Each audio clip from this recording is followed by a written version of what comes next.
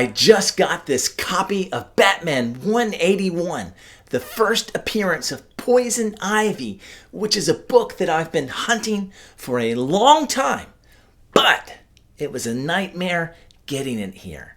So what happened? Well, I recently found someone selling their collection in a classified online. And the good thing about finding sellers in classifieds or Facebook Marketplace is usually they're people that are just looking to get a decent price for their collection.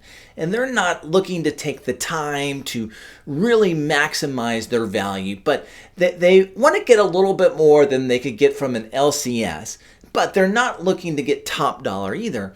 And so you can often find good deals. And so this guy listed the books in his collection, and I was looking to put together a package where I could sell everything but this copy and basically break even. And that's exactly what I did. But the downside about buying from these types of collectors is that they are very inexperienced when it comes to selling. And so that comes with its own host of problems. So for example, I asked this seller to send me pictures of a Wolverine 8 that I was interested in buying. And so he sent me those pictures, and it was a decent looking copy, probably like a 9.0 or something like that. But he included with those pictures a message that, hey, this is a 9.9 copy. And I'm like, oh my goodness. And this is one of the problems when dealing with inexperienced sellers, is that they always think that their books are in better condition than they really are.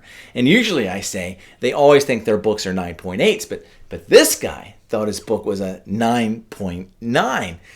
And so you're left scratching your head and saying, well, yeah, obviously I can't pay like a 9.9 price for this 9.0 or even where close to that.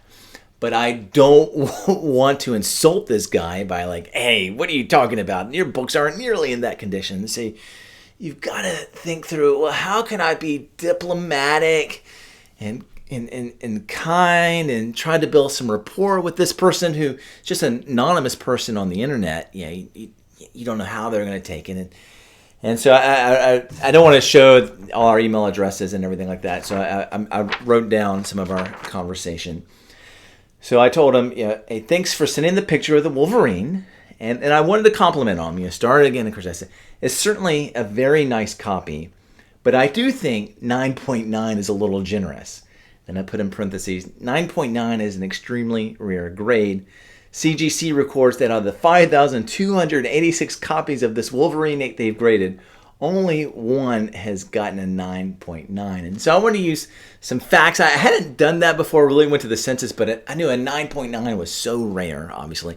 I mean, it's probably going to be less rare. CGC is just giving out 9.9s these days.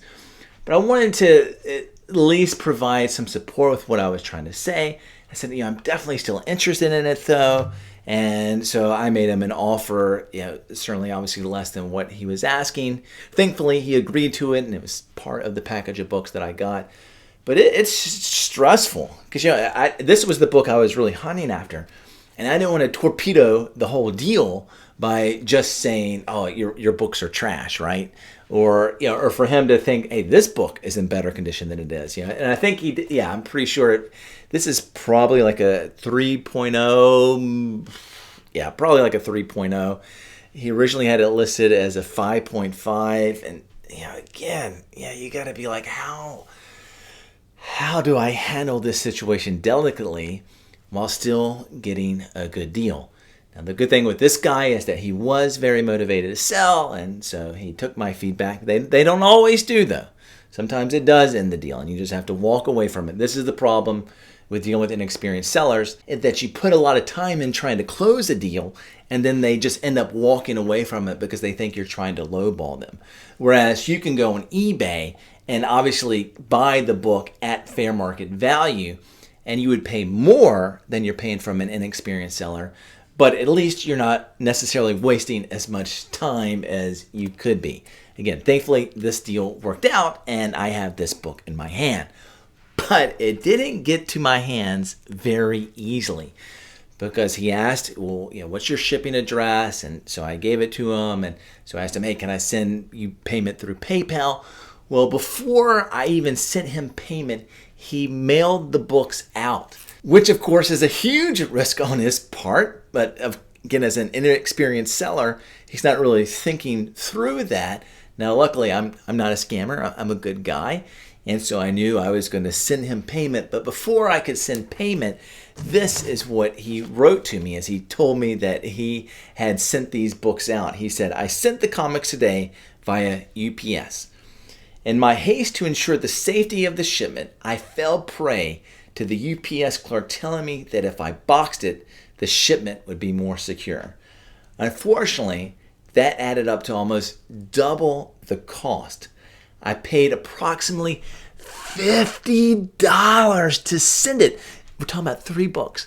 $50 to ship 3 books. Bruh. He said, "I'll split the cost with you." And I'm like, oh my goodness. First of all, the money that we had agreed on included shipping. And now all of a sudden he's saying that he spent $50 shipping and he's offering me to split the cost with me, which, yeah, it's hard to respond to that because he realizes he screwed up, right? He realizes, oh shoot, I probably shouldn't have paid $50. And so he's trying to be nice by taking on half of the shipping costs. But I'm like, well, that's still another $25 that I wasn't expecting to spend that you're now asking me to pay. And bro, what do I do? I'm curious, what would you have done in that situation? And so I finally responded. Now, there was no requirement for me to respond in any kind of nice way. I could easily have been like, "You idiot, what the heck are you doing? There's no way I'm going to send you some extra money." But I always want to be nice, even when I don't have to be. Especially I realized this wasn't anything intentional from this guy. But at the same time, of course, I don't want to be taken advantage of either and all of a sudden spend $25 that I wasn't planning to spend. But I started off positive. I said, "Thanks for sending out the comics. I'm definitely looking forward to adding that Batman 181 to my collection. So I want to know, hey, I appreciate this deal that we've worked on." Now, again, I know this is the only deal that I'm going to do with this guy, so I'm not trying to set up future deals, but I do want to show genuine appreciation, and I am very excited about this book. And so I wanted to share that with him. Again, this is a collection he had built, and so I always want to respect that, and I'm grateful to him for selling those books to me. Then I go on to say, hey, I must say that I'm very surprised at the shipping cost. Most comic buyers will be expecting to pay no more than $10 shipping for 3 comics. And in parentheses, I put $20 at most for a USPS priority box, which can fit dozens of comics. Just that week, I'd gotten 50 comics from another seller, and I'd spent $20 in shipping. So the agreed upon price above included shipping. And so I was not expecting to pay any above that for shipping. Much less, of course, this $25 he's now asking me to pay. And then I said, I can throw in a little bit more, but I don't think most buyers would be willing to do that, which I think is the case. I think most people would just lose their patience with this guy and be like, "What are you doing?" But, yeah, I wanted to be nice. And then I gave him some tips on how he can drastically reduce his shipping so that this doesn't happen again, which he's got to do if he's looking to sell the rest of his collection. And then I went on to say, hey, since the comics are already in the mail, if you're fine with waiting for payment until they get here and I can take a look at them and make sure they are in the condition that I was expecting, that they didn't get damaged in shipping, then I can pay you via PayPal Friends and Family instead of PayPal Goods and Services so that you can save on that 3% PayPal fee and offset some of that extra shipping costs that you're having to bear.